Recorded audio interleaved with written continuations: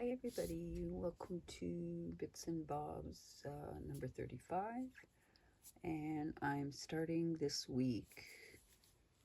I'm not quite redoing what I did at the end of last week, but I did realize that some of what I filmed last week was not funny that we use the word filmed.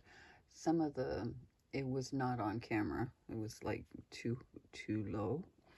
So I thought I'd sort of revisit. I moved out all the other threads of this, and this is what I had chosen for here, this silk ribbon piece, but there's a few changes too. So yeah, so I had just dug through the box and looked for colors of embroidery floss that would match the silk ribbons that I had used, and then as I do my back stitching, I'll do it in embroidery floss. Now this is what I picked out for here, and in the box there was no other blues, so I did have this. It was in the box, but it's a pearl cotton, very thin pearl cotton, but pearl cotton nonetheless. So I did consider that possibly I could use that, but then this morning there was a naggy thing in my head going, I think I got a few other blues somewhere else. So I poked around, and sure enough I did. I found these. Well, this was all set up in a section in one of my trays because I had used the blue to stitch the center of my hexie flower on my crazy quilt heart. So these were still there because of the other hexie flowers that I'm also going to be stitching. So I just kept them aside for that. So that's where they were. And bonus, I'm pretty sure this is perfect. It is. This is perfect for that. So I don't have to use the pearl cotton, and I don't have to worry about that I'm running out of threads. So there's that. I can put these back with the crazy quilt, and then yeah, continue. Oh wait, I was keeping that out to see if that was better. Is that better than that one? Yes it is. Look at that. Okay, so I got a second good one, better one. All right, and then as we go around, that turned out to be good. That was good. This pink one was good, I think. I also found this, so I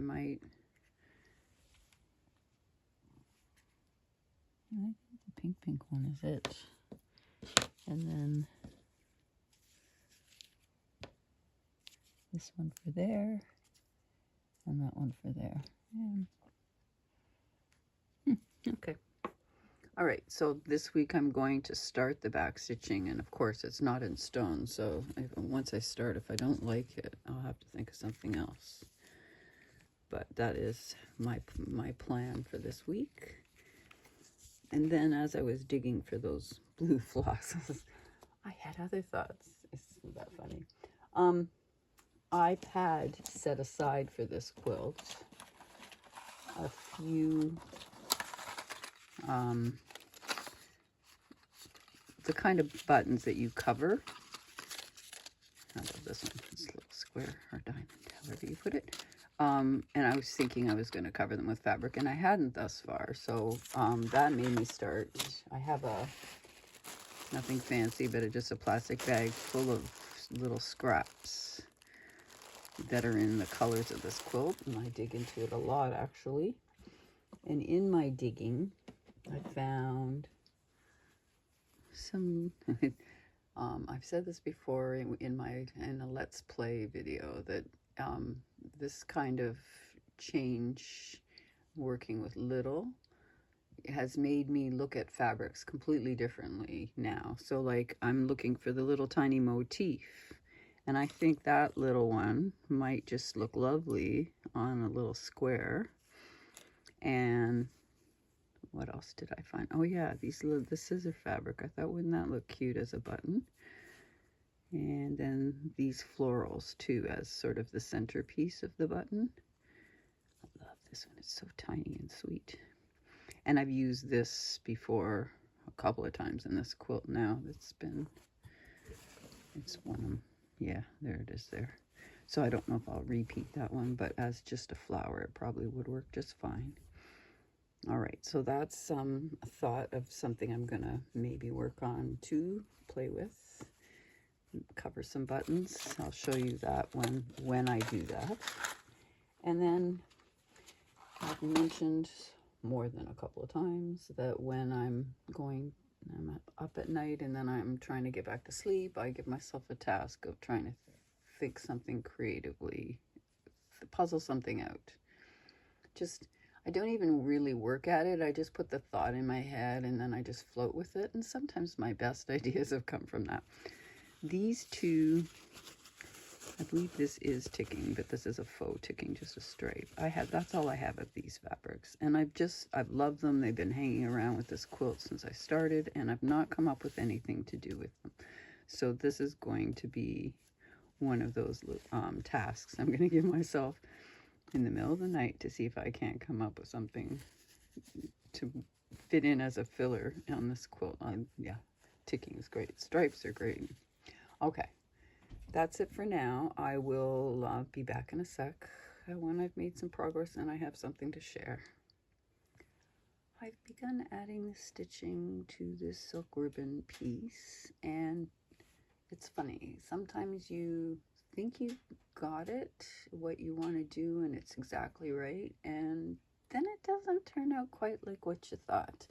And that's what happened here. I took my threads and I didn't do stitching, but I laid it down and I said, should I use 6 strands? Should I use 4 strands? Should I use 3 strands? And this was the first one I started with, and 3 strands seemed to look good. So I just went with that and I did 3 strands all the way around. I actually got to here, and I'll show you up close and then you'll get it. So that one looks pretty good. It's not bad, and even that one's not so bad. So I just continued on using 3 strands in the different colors, and then I got to this dark one and it just seemed too thin. And then I looked back and went, yeah, you could use some puffing up, and I just kept thinking that all the way back. So I was here.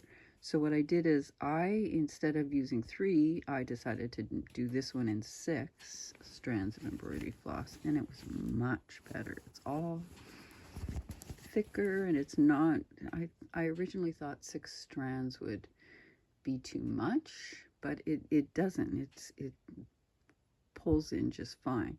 So then I went back and added 3 strands to that one and added 3 strands to that one, and I will continue going back and adding 3 strands to them all. But I didn't do it ahead of time because I wanted to show you what that was like. Can you see that?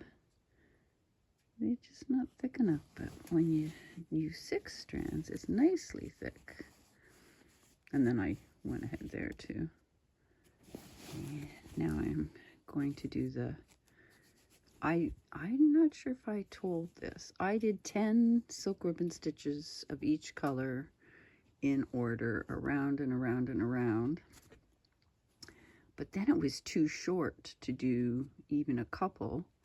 Well, I mean, I could have done maybe 3, but then the colors were going to get ruined. You know what I mean? The flow of the same colors in order. So I puzzled on, that was one of those nighttime things I puzzled with. And I thought, well, what if I do smaller stitches, a couple of 2 of each, and still go through the color thing? And that, I think, is a nice little, it's a surprise little section. If you look at here, I'll put it down even further. You look at the way the colors grade from one to the other, and then here is just little tiny ones. It's not obvious at first, or it wasn't to me when I do a quick look. I tend to forget about it actually. But now that I'm stitching, I'm seeing it. Anyways, yeah, so that's how I handled the color change not working out correctly. I just did less of each color. All right, I'm gonna go continue. Do you see that it is holding good? It's gonna hold this piece nicely to the back, so I'm pleased with that. Okay, yeah, we'll see if we get to the covered buttons this time. I'm gonna finish this. We'll see. I'm not that panicky if I do or not, because in thinking about, this is funny, in thinking about, I told you I was gonna sleep on it and see what to do with my ticking.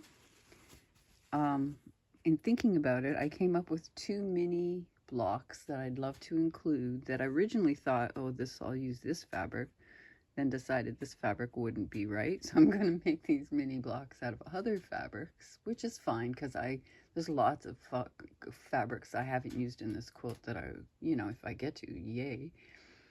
And I still haven't come up with an idea for this, but again, funny. I said last time that I have only this amount of each. Well, that's true of this one, fact. But I found a much bigger piece of this one. So I have more of that if I should ever want to do something interesting with that. All right, on to more stitching. I got the silk ribbon piece completed, and that thicker stitching definitely fixed the issue, and it turned out yes, it's lovely. I'll bring it up so you can see it better in case you can't widen your screen. I really like how that block turned out. One of my late additions to this quilt. And speaking of late additions to this quilt, I did mention covered buttons, and I still intend to cover some buttons, and I will actually have decided I'll cover them on camera so that if you didn't know how they work, you could see. Not all of them, but I'll show you how that goes. And when I made these rosettes, and I have a video for them, a how-to for them. I also covered buttons, but I did it with real buttons, like shank, big coat buttons, I think they were. So you can always see that video. I will try and remember to add the link to that video in the description. But yeah, I cover in that video how to cover a real button with fabric, which is also always an option. And then the point is, and I did this the last time I started talking about the covered buttons, and then didn't continue by saying I will show them in a separate video, because I've also thought of some new blocks I want to add, little mini blocks to this quilt. Hopefully I can find a spot, and I will cover those as well in that video. So I just thought they nicely grouped all together about little additions, additional elements as filler pieces. So that's why I'm not doing the covered buttons this week. Okay, yes, finished this. I probably, if you were going down the direction of, I mean, I guess I could finish adding that, because I'm pretty sure that's where that's going. This got started because it went under the silk ribbon block, but I have to wait until I stitch some of the blue button block, blue button card block, yeah, underneath. So oh, that's a good plan. Neither of those are very big. We'll see if I can tackle those next time, or do these show you the mini blocks and the button, one or the other. Those videos are coming up. Okay, that's it for this week. Thanks for watching. If you enjoyed, got inspired, please, a thumbs up is always helpful. Thank you very much, and thank you for comments. And yeah, happy stitching, everyone.